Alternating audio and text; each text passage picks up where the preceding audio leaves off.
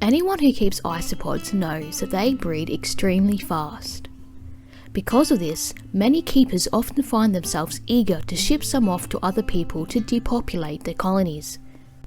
But how exactly do you ship isopods safely through the post?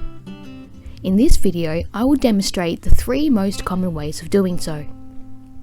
The first way is how we ship our isopods at Cassie's Critters.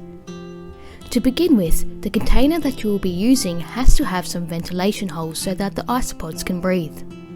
I use my handy dandy pin and candle to melt ventilation holes into the lid.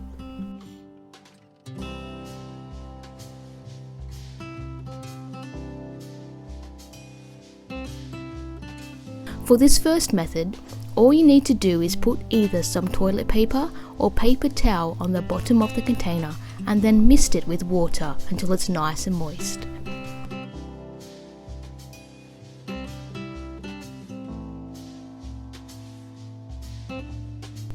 You then simply pack the container full of dried leaves.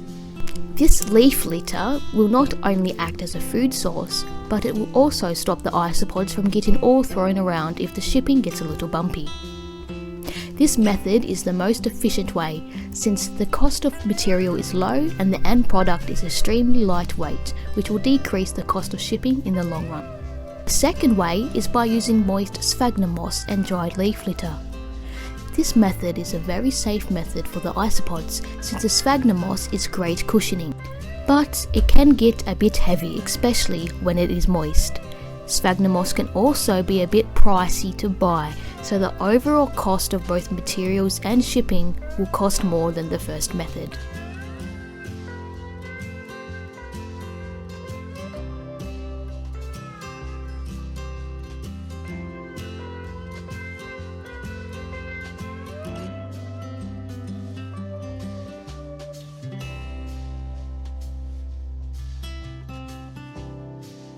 The last method is the least safe for the isopods and should only be used if the other 2 methods cannot be used. This method uses moist coco peat on the bottom of the container and leaf litter on top of that.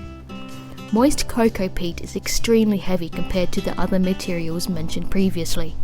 Not only will this make the overall weight of the parcel heavier, but it is also a potential crushing danger for the isopods if the container happens to be upside down.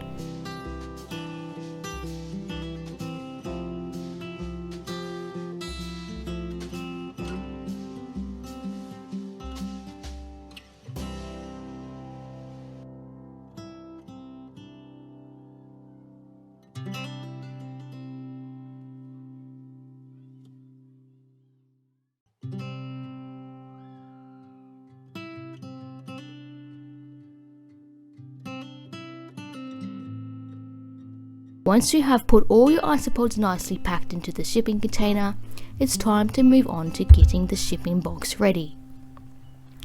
At Cassie's Critters, we print off our labels using the QL700 Brother label maker. An honest product review of this will be posted in the near future.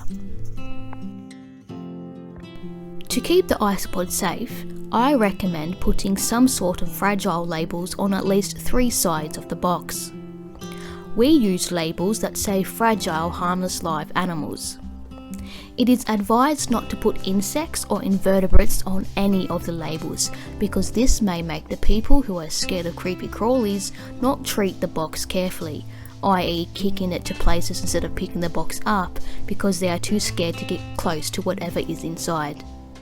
Arrows pointing to which way the box should be sitting is also a good thing to put on the box.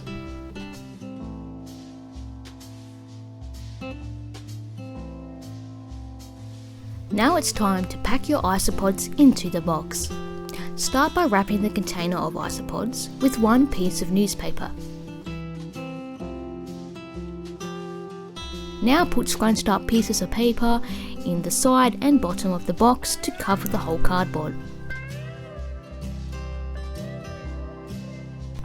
Now you can place the container inside the box and then place more scrunched up paper on top of the container and fill all the remaining gaps. By the end of this packing, nothing should be able to move around inside the box.